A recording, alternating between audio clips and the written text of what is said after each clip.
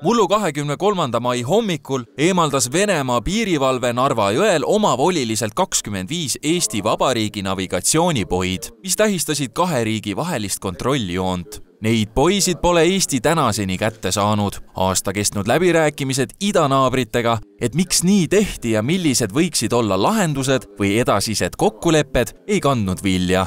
Kahjuks millised iganes ettepanekud me tegime, siis nendele me sellist konstruktiivset vastust ei saanud, nii et nüüd selle aasta kevadel me tegime tegelikult ettepaneku, et aga lepime siis kokku selles, et me kokku ei lepi ja eelmise aasta mai intsidendid jäävad selles mõttes lahendamata, et nemad jäävad oma arvamusele ja meie oma. Sel kevadel püüdis Eesti pool veel paaril korral Venemaaga kontakti luua, sest aktiivne suvine laevatamise hooaeg on Narva jõe umbes 70-kilomeetrisel lõigul kohe algamas.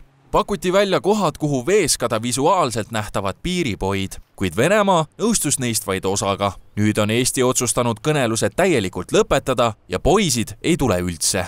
Navigatsioonipoide koordinaadid alati on kokku lepitud, et tuua see vestlus uuesti piiriesindajate vahele, et proovida leida sellel kevadel siis uued kokkulepped, nii-öelda, et jätame siis selle eelmise aasta intsidendid sinna paika, aga proovime sellel aastal kokku leppida. Oli tõepoolest meie poolt viimane pingutus.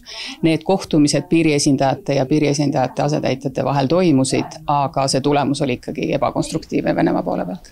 Kuna me jätkuvalt teame, kus kontrolljoon kahe riigi vahel asub, siis piirivalvamise kontekstis ei muutu midagi. Kuna neid visuaale siis jõel me kasutame suveperioodil, kui on rohkem inimesi, et anda seda tunnetust ja kindlust, et nad ei satu valele poolele, kui nii öelda, aga ülejäänud aastast ju ka inimesed liiguvad jõel ja 7 kuud me tegelikult ju poisid välja ei pane. Poide osaline paigaldamine tekitaks Kommusaare hinnangul segadust. Ka ei olda nõus neid kontrolljoonelt enda sügavusse nihutama, sest muidu jääks tegelikust piirist ekslik mulje. Uues olukorras suurendab piirivalve oma kohalolu Narva jõel ning appi on kutsutud Kaatri ja selle meeskonna jagu kolleege Euroopa piiri- ja rannikuvalve ametist ehk Frontexist. Nüüd inimese vaates kindlasti muutub see, et ta peab ise olema rohkem hoolikas, aru saama, kus ta jõel parasjagu paikneb, võimalusel hoidma ikkagi rohkem Eesti poolele.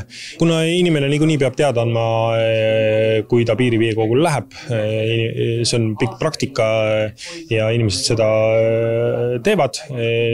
Nüüd selle kontakti loomisel, kui inimene annab teada, et ta piiriveekogul läheb, siis ka selle raames me inimestele anname täpsemalt infot ja juhistame neid vajadusel, juhul kui nad ei tea täpselt, et anname täpsemat infot. Pärast eelmise aasta intsidenti oli näha, kuidas poidest märgistamata lõikudel kordistus ebaseaduslike piiriületuste arv. Lisaks tahtlikele rikkumistele on seal ka kogemata esinevaid. Mullu trahviti näiteks siiapoole eksinud paadiga isikuid kopsakate trahvidega. Halvemal juhul seisab ees pikem kinnipidamine, eriti Vene piirivalve kätte sattudes. Seetõttu rõhutab Kommusaar veel kord, et inimesed oleksid tähelepanelikud. Seda situatsioonis, mil GPS-i töö on piirialal tugevalt häiritud.